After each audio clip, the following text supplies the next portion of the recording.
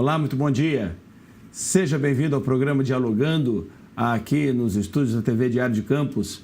É um prazer imenso receber você nesta manhã e esperamos que você seja muito abençoado por Deus, que o próprio Deus te dê um final de semana de paz e de bênção na presença dEle. Nós estamos vivendo hoje um período no nosso país de uma crise muito grande, talvez numa situação sem precedentes.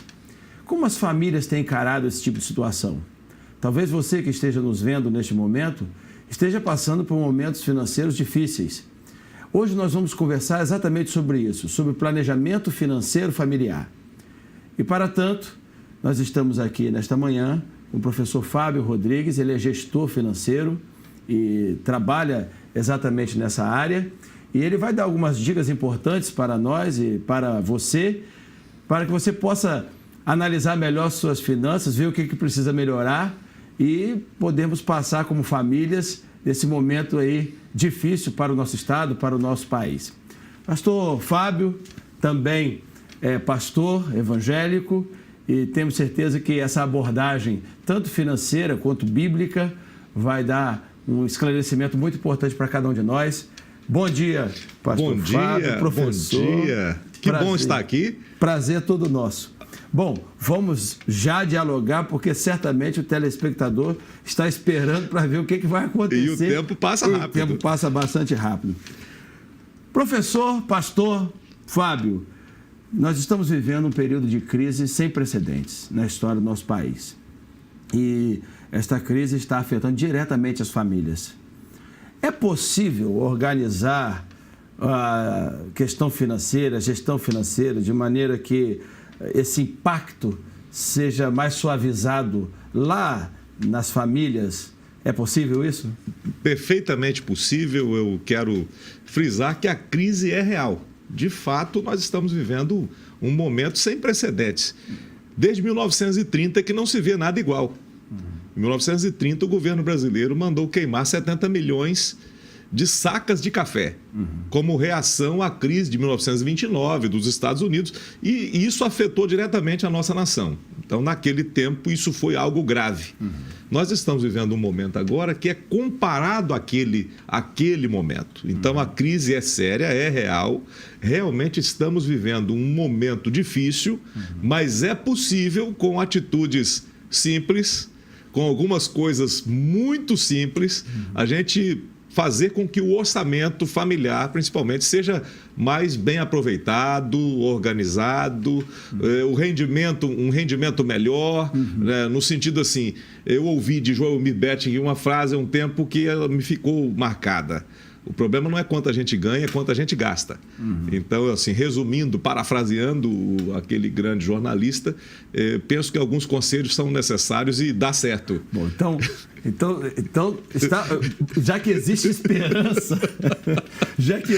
esperança, né, para uma redução de impactos, vamos começar então, quais seriam as causas?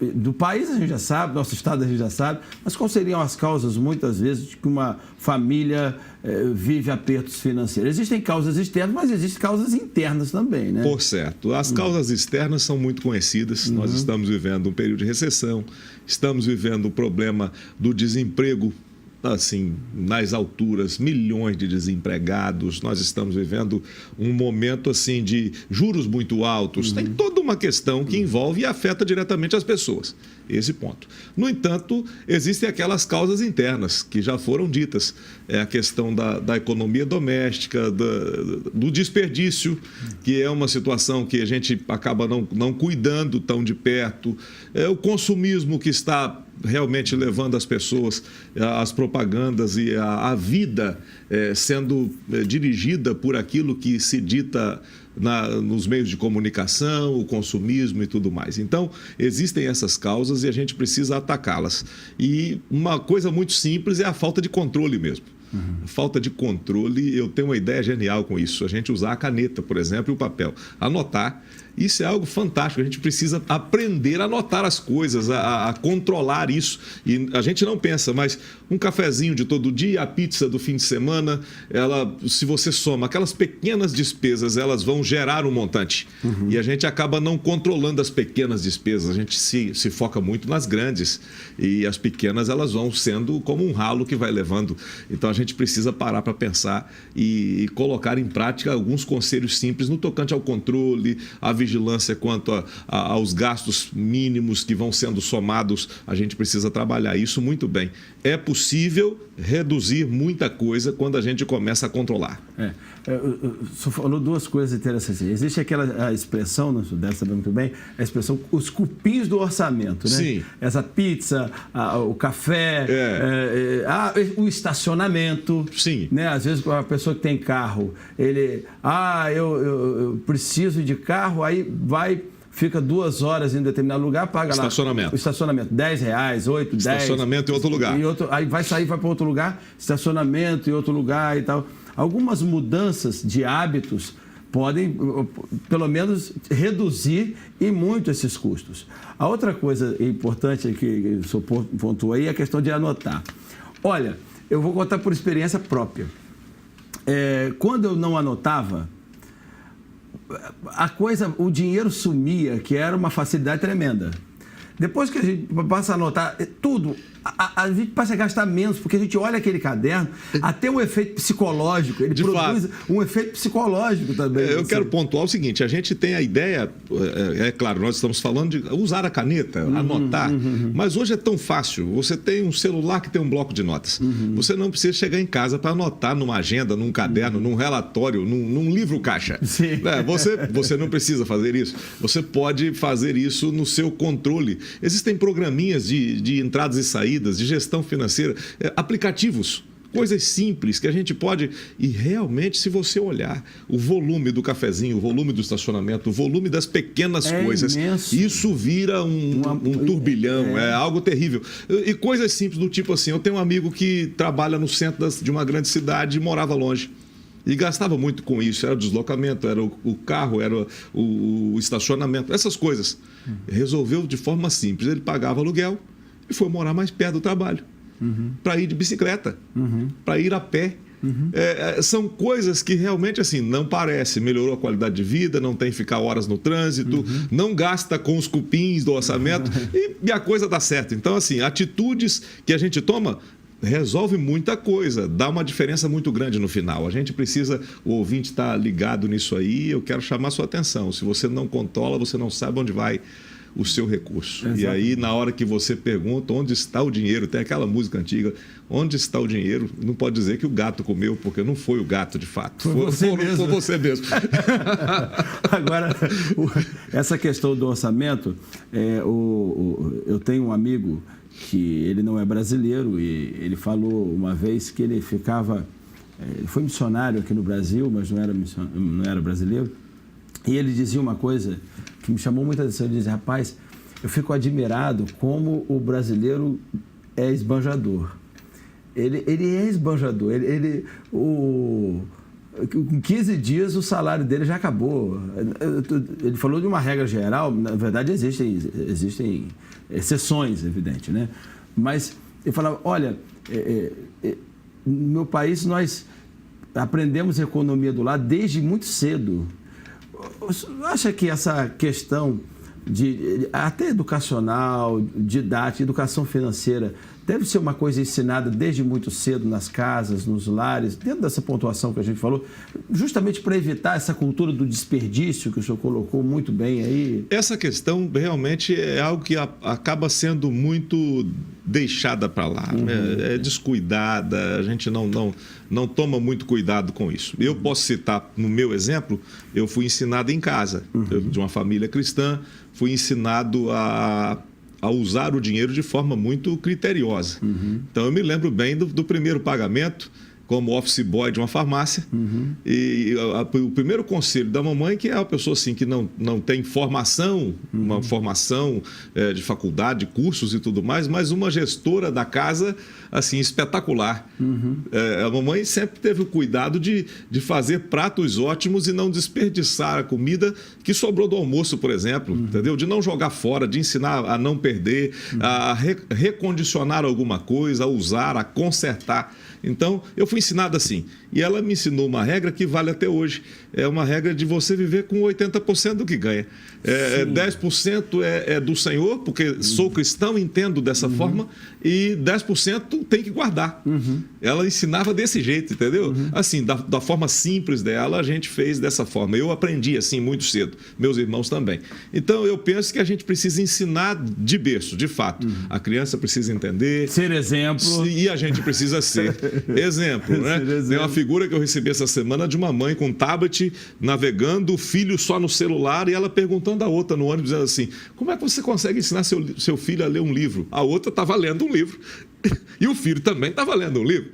Então, o exemplo vai arrastar, né? A gente precisa ensinar. Então, nesse caso, a educação tem que começar lá de berço, de fato, ensinar que não se pode gastar além do que se deve, que se não pode comprar, não compra.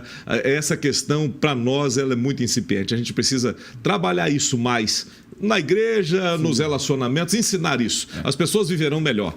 Tentar até viver com mais simplicidade, né? A questão... Por certo. A questão que o senhor colocou de ser muito, de desperdiçar muito, do amigo que falou, de ser esbanjador, isso é muito cultural, né? Muito cultural. As pessoas são assim, o nosso jeito brasileiro de ser leva muito a isso. Eu li uma reportagem recente que na Suécia as profissões que estão em alta são sapateiro, para consertar sapato, costureiras, para customizar roupas. É uma profissão porque praticamente está sumindo no Brasil. Estão sumindo. E o que acontece? Na Suécia, uma das principais economias da Europa, uma economia pujante, um país de primeiro mundo.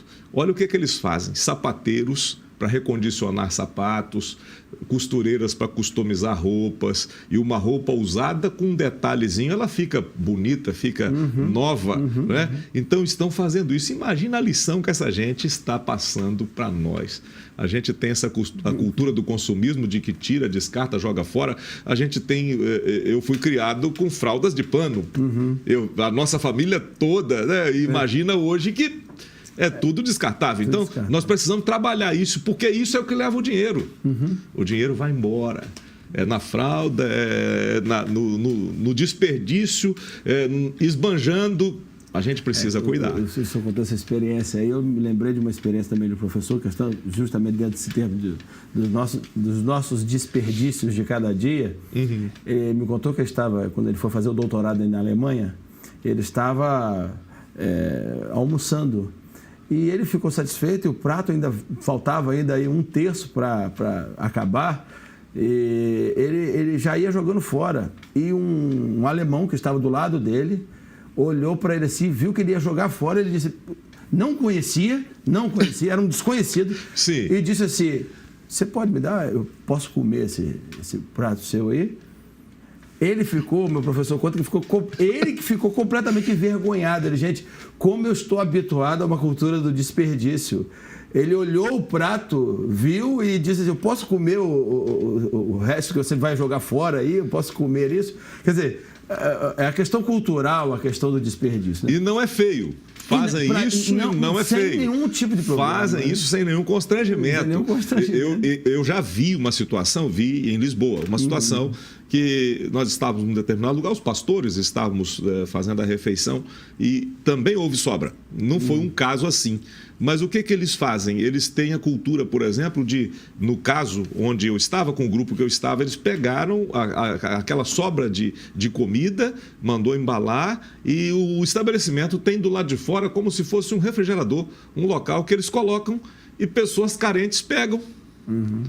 Por exemplo, assim, não joga fora. Eu paguei por aquela comida, eu pego aquilo ali e eu posso doar para alguém. Ou então deixo lá no refrigerador que tem na porta do estabelecimento para que pessoas carentes possam pegar. Então, não vai para o lixo, não vira alimento de animais, não vira lavagem. Então, não se joga fora realmente, até porque a comida tem alguns lugares que não existe. Então, você compartilha também a comida. Esse é o tempo, compartilhar a comida, o conhecimento, é o que nós estamos tentando fazer aqui hoje, né? Bom, então vamos assim, já falamos os elementos que causam muitas vezes os apertos financeiros e tudo mais.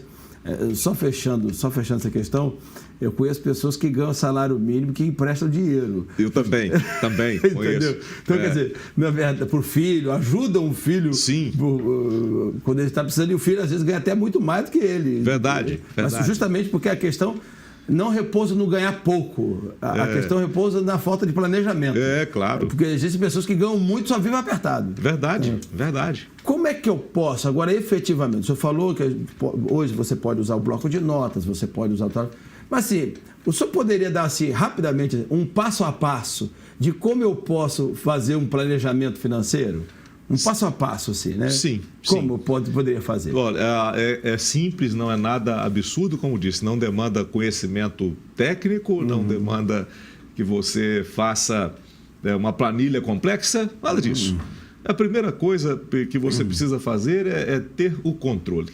É você levantar a sua situação. Por exemplo, a gente está vivendo um tempo em que existem muitas situações, como, por exemplo, eu falo aqui com o espectador e a gente vê que existem pessoas que estão vivendo apertos agora, ele acorda de manhã, o cheque especial está furado, ele está usando limites ou o cartão de crédito já está estourado, o crédito fácil está aí. Então, a gente sabe, há tempos atrás, hoje num período recessivo, não está tanto, mas há pouco tempo, qualquer pessoa poderia comprar um carro, poderia adquirir um bem, poderia fazer alguma coisa, assim, em 60 prestações sem dar nada de entrada, e isso tudo é muita facilidade. Então, o planejamento tem que existir. Primeiro, diagnosticar o que você está vivendo. Você está vivendo uma situação que precisa ser levantada. Você deve o quê? Você tem quais compromissos? Quais são suas contas? Isso tem que ser anotado, tem que ser apontado. Esse é o primeiro ponto para você fazer um planejamento depois. Você tem que partir de alguma coisa. Porque aquilo que você tem é o que você precisa resolver. Se existem débitos, precisam ser quitados. Se existem coisas para serem resolvidas de forma mais imediata ou prioridades, elas têm que ser elencadas. Isso tem que ser colocado. Planejar. Depois, cortar os custos extras, aqueles que são supérfluos, aquilo que pode ser tirado. Por exemplo, eu me lembro que um tempo atrás nós tivemos um problema de crise energética e os ouvintes vão se lembrar, os nossos espectadores vão se lembrar disso. Eu me lembro que lá em casa a gente tirava os aparelhos da tomada, que a gente desligava as coisas e simplesmente o que aconteceu? As pessoas economizavam na conta de energia 20%. Conseguiam. Então, o simples fato de ter os eletrodomésticos ligados, todos eles plugados na parede, eles já estão consumindo, mesmo estando em stand-by. E as pessoas conseguiram reduzir o consumo de energia. Então, quando você planilha o que você tem e quando você, depois de apontar, corta aquilo que é supérfluo, você vê, eu estou gastando muito com estacionamento, muito com deslocamento, talvez preciso morar mais perto do trabalho, ou estou com um problema com essa questão, talvez eu tenha que usar a bicicleta ou outro meio de transporte, ou um transporte coletivo de boa qualidade. É claro que temos um problema com isso também no nosso país, no primeiro mundo, as coisas se resolvem de outro jeito. Mas planilhar, cortar os gastos que são supérfluos, e aí quando você aponta, você os vê. Depois disso, você vai fazer o planejamento futuro. Aquilo que é de curto prazo, de médio prazo e longo prazo. Tem coisas que você precisa resolver imediatamente. Se está pagando juro altíssimo de cartão de crédito, precisa sair disso. Se está no cheque especial, tem que sair disso. Tem que ter uma forma mais barata para resolver, renegociar a dívida, precisa se tomar uma posição. E a gente às vezes vai deixando. Eu conheço a história de uma pessoa que foi pagando o mínimo do cartão. E daqui a pouco, o que aconteceu? A dívida se tornou impagável. Então, depois de planilhar, depois que você corta o que está em excesso e você racionaliza o uso do dinheiro, você pode planejar. O que é curto prazo, o que é médio prazo, o que é longo prazo. O quarto ponto é poupar. Ninguém consegue poupar antes desses outros pontos. Aí você vai poupar depois. Poupar alguma coisa, e não precisa ser muito. Uma pessoa, um trabalhador que poupa R$50 por mês é dinheiro. E se ele coloca aquilo na poupança, daqui a pouco os juros são compostos, é juros sobre juros. E daqui a pouco você vai ter um montante.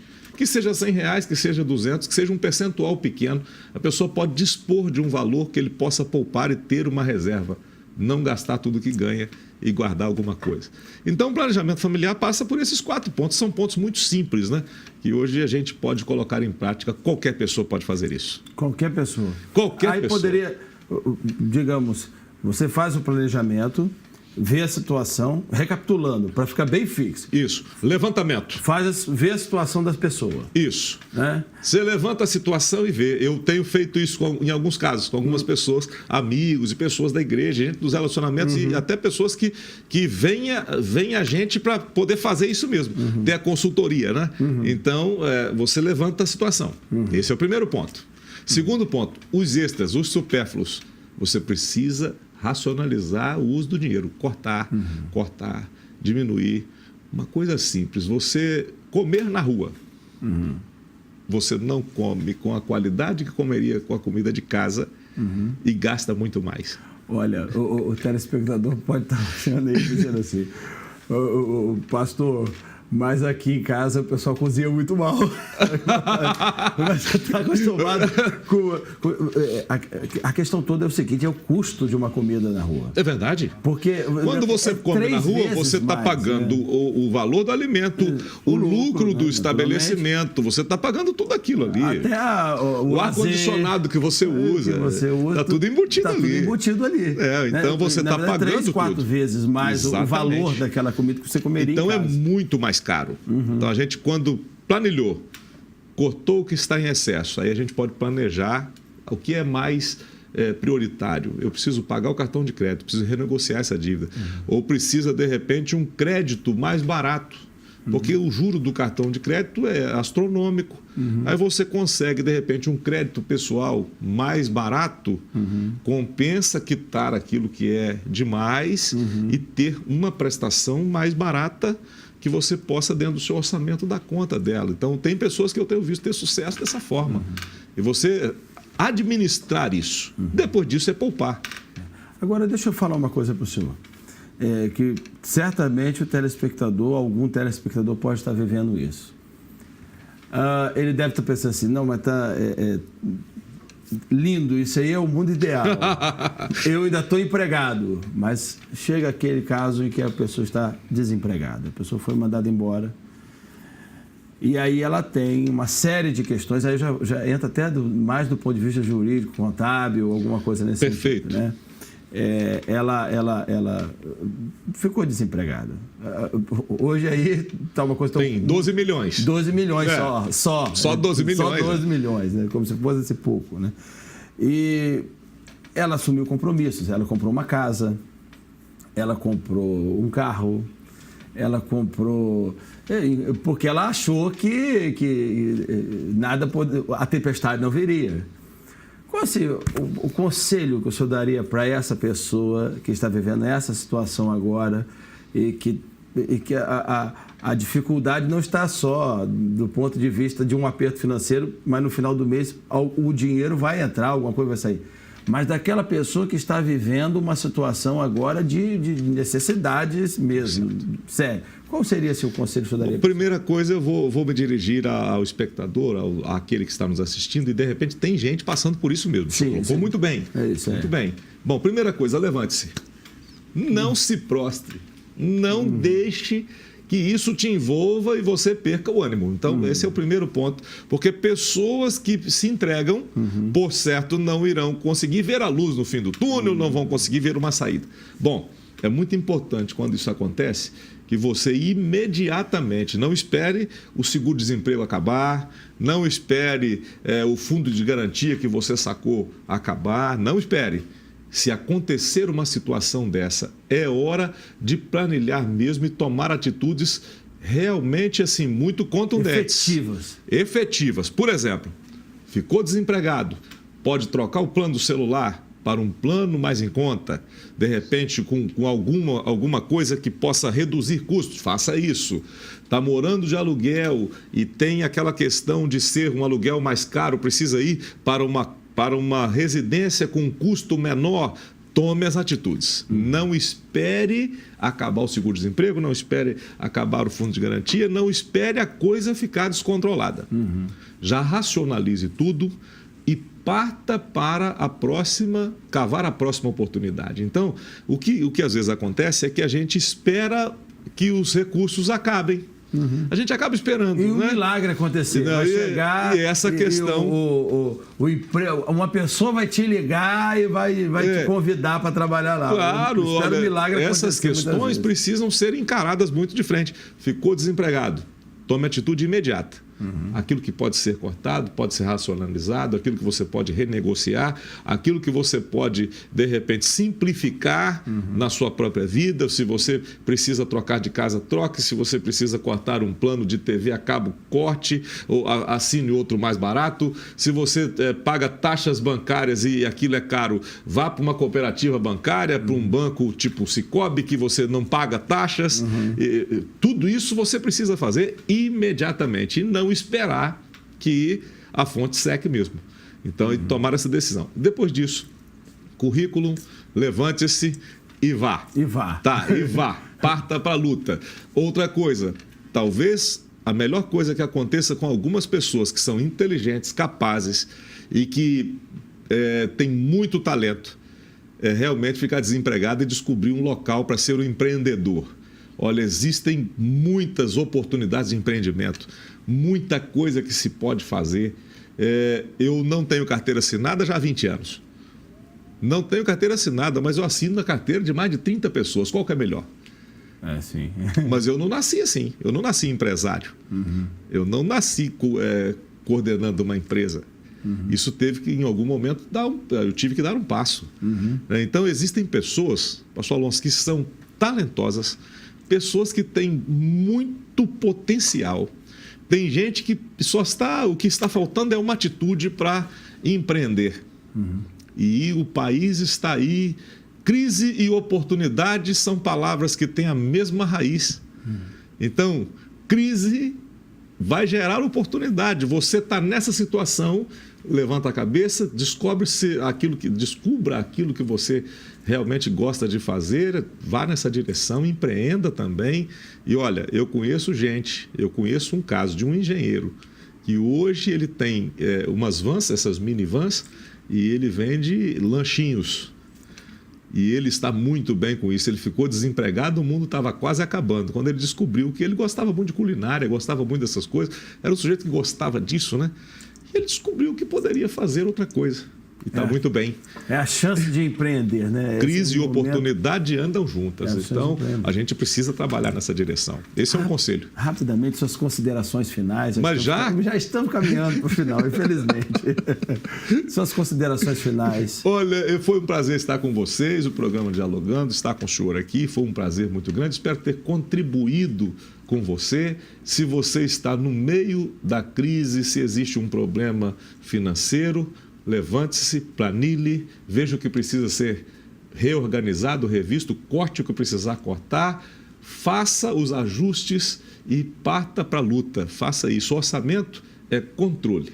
A gente tem bloco de notas, caneta, e eu tenho uma outra ideia fantástica que a gente usa. A calculadora. Por favor, pegue a calculadora e faça a conta. Não pague juros abusivos, não compre um carro por 3 vezes o valor. Pense e faça isso, vai dar tudo certo. A gente termina deixando esse conselho para você, dizendo que quando a gente controla, quando a gente assume o controle, a gente, por certo, tem muita chance de ter bom êxito. Bom êxito, com certeza. Pastor, professor, foi um prazer imenso recebê-lo aqui no nosso programa. Eu achei um programa muito esclarecedor. Eu acho que vai abençoar muitas pessoas. Eu espero. A partir disso, vai abençoar muitas pessoas. E até para a questão de felicidade mesmo, porque questões financeiras trazem dificuldades familiares, dificuldade no relacionamento, dificuldade diversa. As pessoas perdem o humor se tiver com problemas financeiros. E espero que esse programa tenha contribuído para trazer mais felicidade para as famílias a longo prazo, sem dúvida. certo, por certo. A gente espera que isso tenha acontecido. Deus abençoe vocês. Estamos chegando ao final do programa Dialogando. Queremos agradecer a você pela sua audiência, te desejar uma semana de paz e de bênção na presença do Senhor. Um grande abraço. Tchau, tchau. Acabou.